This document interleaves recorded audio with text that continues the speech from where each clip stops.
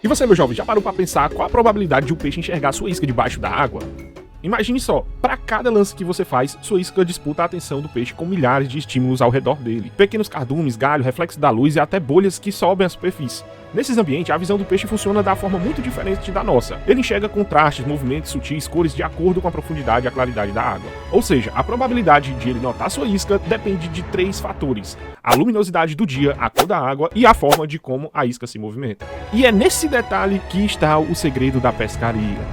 Quando você escolhe a cor certa, o tamanho adequado e dá vida à isca com movimento realista, você aumenta drasticamente as suas chances. No fim, a probabilidade do peixe ver sua isca não é sorte, é estratégia, conhecimento, leitura do ambiente e transformando cada arremesso em uma verdadeira oportunidade de fisgada. Então me diz aí, meu jovem, qual a melhor isca artificial?